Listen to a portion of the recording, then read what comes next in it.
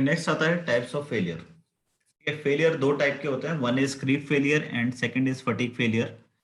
तो आपके जो सिलेबस में आता है वो है फटीग फेलियर, ठीक है, इसलिए मैंने इसकी डेफिनेशन लिख दी है। क्रीप फेलियर जस्ट मैंने आपको समझाने के लिए, ताकि कॉम्पिटिटिव एग्जाम्स में आपको कोई डिफिकल्टी ना हो। देखिए दो टाइप के फेलियर हैं, creep failure and fatigue failure. देखिए क्रीप फेलियर क्या होता है?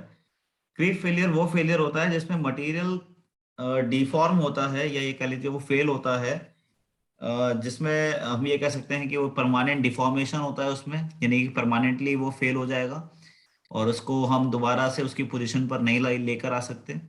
और ऐसा इसलिए होता है क्योंकि हमने उसके ऊपर कांस्टेंट लोड लगा रखा है for a very long time, ठीक है, लंबे समय के लिए हमने कांस्टेंट लोड लगा के रखा हुआ है। तो such type of failure is known as creep failure.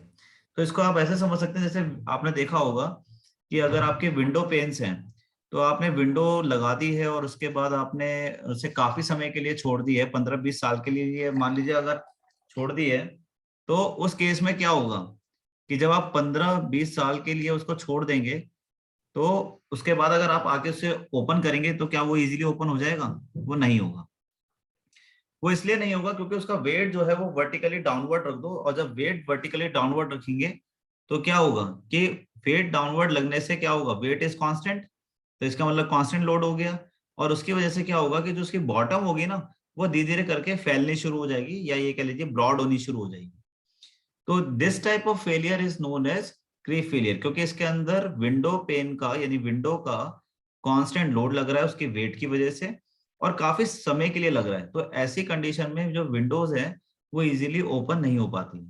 तो इस टाइप के फेलियर को हम बोलते हैं क्रीप फेलियर। इसमें काफी समय लगता है, 15-20 साल लग जाते हैं, तब जाके ऐसा फेलियर होता है, ठीक है। अच्छा, इसी तरीके से नेक्स्ट आ जाता है आपका फटीग फेलियर।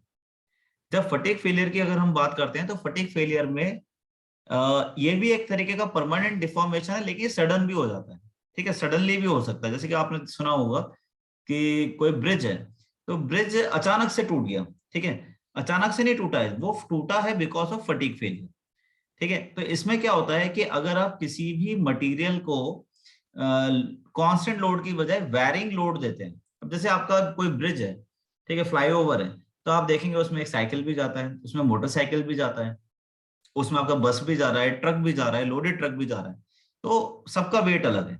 तो कंटिन्यूसली आप देखेंगे उसके ऊपर लोड जो है वो वैरी कर रहा है।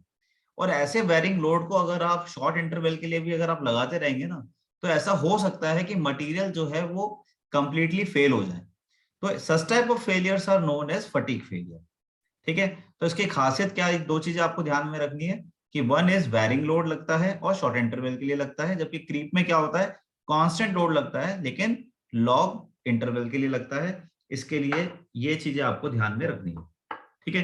तो फटीग फेलियर की जो डेफिनेशन है वो कुछ इस तरीके से है, the loss in the strength of material caused due to repeated alternating strains to which material is subjected, ठीक है। ऑल्टरनेटिंग रिपीटेड स्ट्रेन्स का मतलब क्या है कि आप ऑल्टरनेटिंग यानी कि कम ज्यादा कुछ इस तरीके से अगर आप लोड देंगे, तो आपका जो मटेरियल है वो फटीग फेलियर के थ्रू फेल हो जाएगा, ठीक है। क्लियर है ये चीज? Yes sir.